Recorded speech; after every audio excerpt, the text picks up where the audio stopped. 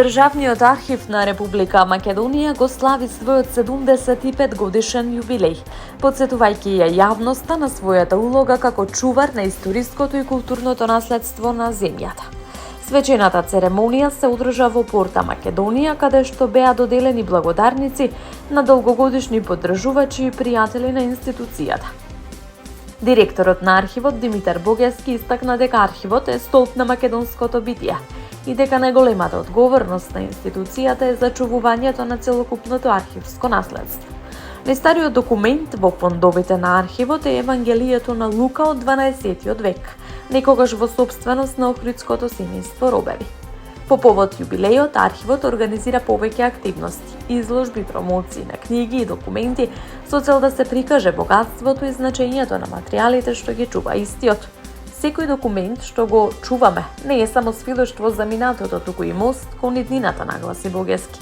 Сепак институцијата се соочува со предизвици кои го дефинираат современиот архивски свет, вклучително недостиг на простор за нови депоа, потреба за модерни методи на конзервација и реставрација, како и дигитализација на граѓата. Дигитализацијата е клучна не само за заштита на документите, туку и за нивна достапност за научници и истражувачи широм светот, додаде директорот.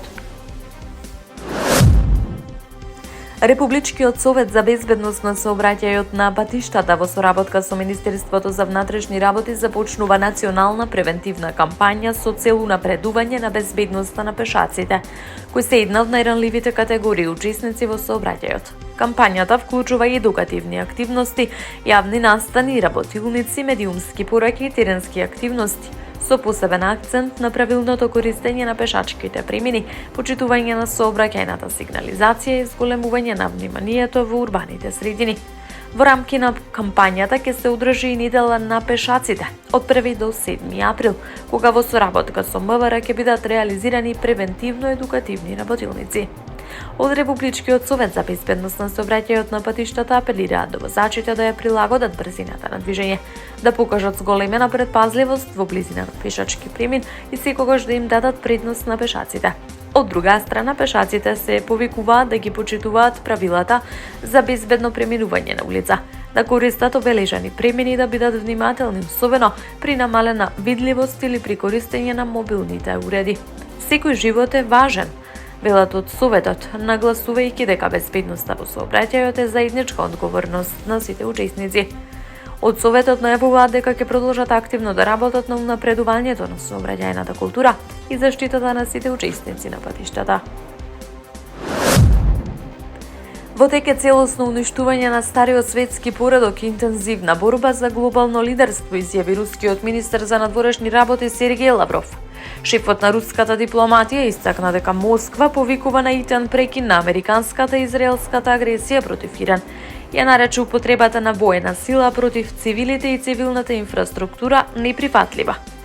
На состанокот на Рускиот совет за меѓународни работи, Лавров оцени дека новиот светски поредок се воспоставува со уништување на стариот. Ние сме сред реорганизација на глобалниот поредок, за која се надеваме дека ќе доведе до воспоставување одржлив и праведен мултиполарен свет. За сега таа трансформација е повеќе како уништување во секоја смисла на зборот, вели тој. Борбата за водечките позиции во новиот свет е исклучително жестока, тоа е прашање на живот и смрт. Сведоци сме на тоа, речи си секојдневно, додаде министерот.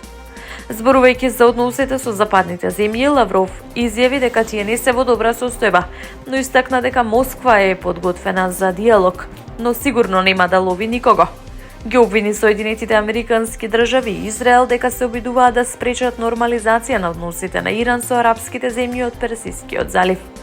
Она што моментално го гледаме во тој регион е обид на САД и Израел да спречат нормализација на односите меѓу Иран и неговите соседи, па дури и да ги свртат членовите на Советот за соработка во заливот против Иран, вели Лавров.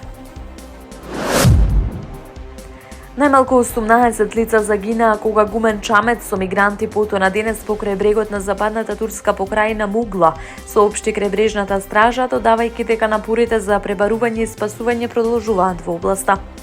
Крајбрежната стража соопшти дека бродот кој имал вонбродски мотор бил забележан во 6 часот наутро по локално време покрај брегот на округот Бодрум во Мугла. Се обидел да избега и покрај повторените предупредувања да застане. Бродот подоцна потонал поради лошите временски и морски услови во областа, се вели во соопштенијето. Во соопштенијето не се наведува од каде тргнал бродот, ниту каде се упатил. Хеликоптер на крајбрежната стража и 3 брода биле испратени во областа за да извршат операции за пребарување и спасување. Соопшти крајбрежната стража, додавајќи дека досега се спасени 21 лице. Егејското море е честа транзитна рута за илјадници мигранти кои се обидуваат да преминат од Северна Африка и Блискиот Исток во Европа, особено од Турција, која е домаќин на милиони бегалци од Сирија, Иран и Авганистан.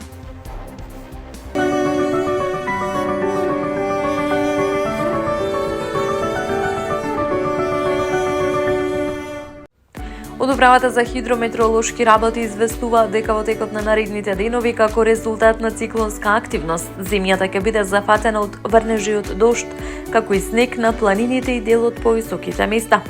Врнежите локално се очекува да бидат пообилни и поинтензивни, наместо да предизвикаат брзи зголемување на водостоите пред се на помалите реки и суводолиците низ земјава. На високите планини врнежите ќе бидат претежно во вид на снег, а на повисоките места од дожд и снег. Исто така, како резултат на овие врнежи во наредните денови, се очекува зголемување на водостојот и на поголемите реки низ земјава, особено на оние во јужните, централните делови и по поврдарието. Денеска поголеми врнежи се очекуваат во јужните делови на земјата и во централните, особено во пределот на планинскиот масив Солунска глава. Од Управата за хидрометеоролошки работи предупредуваат за можност зголемување на водостоите на реките во овие делови од земјата.